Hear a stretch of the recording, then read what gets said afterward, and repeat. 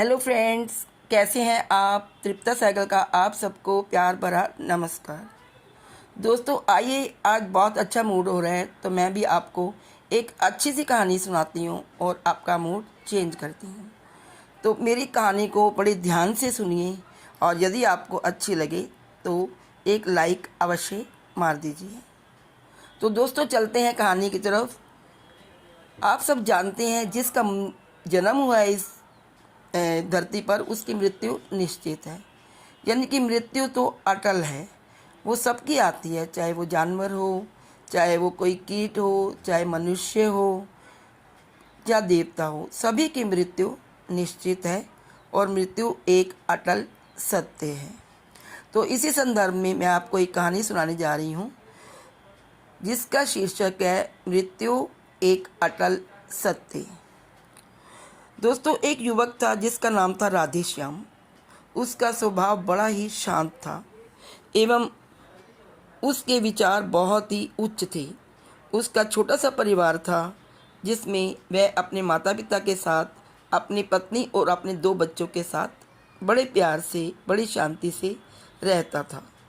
वह सबसे बहुत ज़्यादा प्यार करता था। इसके अलावा वो कृष्ण भक्त था और सभी पर हमेशा दया भाव बनाए रखता था।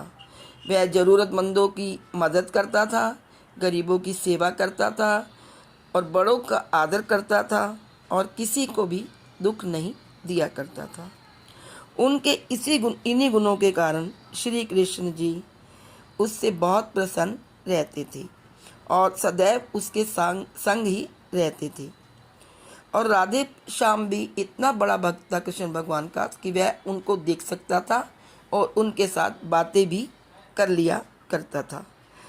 इसके बावजूद उसने कभी ईश्वर से कभी कुछ नहीं मांगा। वह बहुत ही खुश रहता था क्योंकि उसे पता था कि भगवान कृष्ण हमेशा उसके संग रहते हैं, यानी कि ईश्वर हमेशा उसके साथ रहता है, उसे मार्गदर्शन देता है। और राधे श्याम भी कृष्ण को अपने मित्र की भांति ही पुकारता था और उनसे अपने विचार प्रकट करता था। एक दिन क्या हुआ, राधे श्याम के पिता की तबीयत अचानक खराब हो गई। उन्हें हॉस्पिटल में ले जाना पड़ा। उसने सभी डॉक्टर्स के हाथ जोड़े लेकिन डॉक्टर्स ने जवाब दे दिया। अब बचाने के लिए अपने पिता को बचाने की मिन्नतें करने लगा वो डॉक्टर से, लेकिन सभी ने उससे कहा कि वो ज़्यादा उम्मीद ना रखे और सभी ने उसे भगवान पर भरोसा करने के लिए कहा। तभी राधे कृष्ण को कृष्ण का ख्याल आया और उसने अपने कृष्ण को पुकारा। कृष्ण भगवान दौड़े दौड़े आए और तभी राधे श्याम उनसे बोला, मित्र तुम तो भगवान हो, मेरे पिता को बचा लो। श्री कृष्ण ने कहा, मित्र ये मेरे हाथों में नहीं है। अगर मृत्यु का समय होगा तो वो होनी निश्चित ही है। इस पर राधे श्याम नाराज़ हो गया और कृष्ण से लड़ने झगड़ने लगा। गुस्से में उन्हें कोसने लगा। भगवान ने भी उसे बहुत समझाया पर उसने एक ना सुनी। तब भगवान कृष्ण ने उससे कहा, मित्र मैं तुम्हारी मदद कर सकता हूँ लेकिन मेरी एक शर्त है, उसके लिए तुम्हें एक कार्य करना होगा। वो बोला, आप जो भी कहोगे मैं वही करूँगा। और पूछा, कैसा कार्य?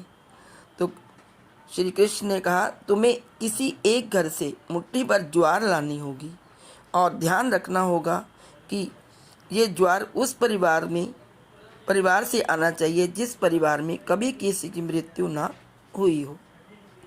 राधे श्याम झट से हाँ बोलकर भाग गया और तलाश में निकल पड़ा। उसने कई घरों के दरवाजे खटखटाए।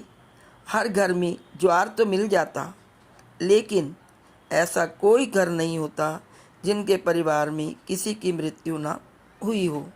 किसी का पिता, किसी का दादा, किसी की माँ, किसी की काकी, किसी की बहन, किसी का भाई, सभी जगह हर एक घर में किसी न किसी मृत्यु हो चुकी थी। 2 दिन तक भटकने के बाद भी राधे श्याम को एक ऐसा भी घर नहीं मिला। तब उसे इस बात का एहसास हुआ कि मृत्यु एक अटल सत्य है। मृत्यु का सामना तो हर एक जीव को करना पड़ता है, सभी को करना पड़ता है, इससे कोई भाग नहीं सकता।